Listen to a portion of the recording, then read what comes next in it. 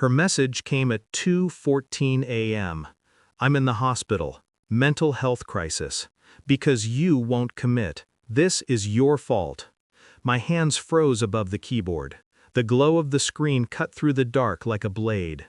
Hospital. Crisis. My fault? For a second, my chest tightened, an instinct older than reason. Guilt, concern, fear, all mixed into one sick pulse. I called her, straight to voicemail. I texted, no reply. 10 minutes later, I was in the car, still in the clothes I'd slept in. The roads were empty. The hospital lights looked distant, sterile, unreal. At the reception desk, I stammered her name. The nurse blinked, checked the system, and shook her head. No one by that name was admitted tonight.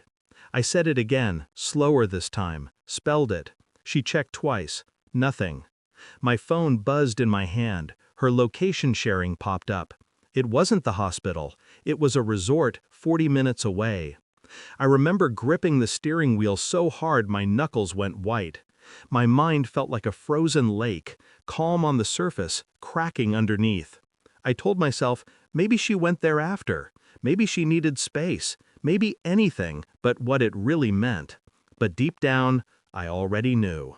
The resort parking lot was empty except for one silver car, not hers. I parked beside it anyway. The night air smelled like salt and lies. Through the glass doors, I saw her laugh. Not weak, not broken, not medicated. Laughing, sitting at a candlelit table, a man across from her, hand resting over hers. My heartbeat went silent, completely. I stood outside long enough to watch her touch his wrist, the same way she used to call me when she lied. I remember thinking how deliberate it all was. The message, the timing, the manipulation. She wanted me desperate, guilty, chasing, and I had done exactly that. I didn't confront her right away. I left, quietly. I spent 2 days thinking, watching her online. She didn't even pause her stories, just sunsets, cocktails, the same man's reflection in the glass. That was her crisis. I called her parents, told them what she'd texted me. They panicked. Her mother cried. Her father drove 3 hours to check on her.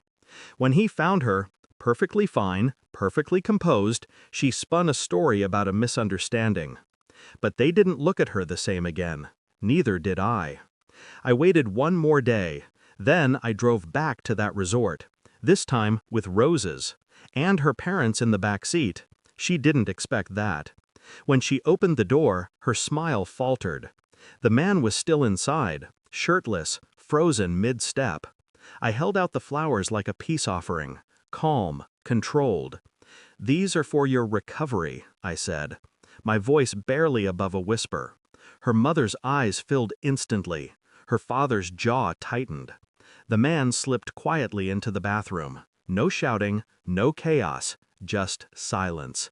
Heavy, sharp, surgical. I placed the bouquet on the table beside her drink. "Next time," I said softly, "at least make sure the hospital has your name on record." Her face drained of color. She reached for words, but they died in her throat. Her father turned away. Her mother whispered something about shame. I didn't stay to hear it. I walked out, leaving the smell of roses and humiliation behind. That night, she called me 15 times. I didn't answer once.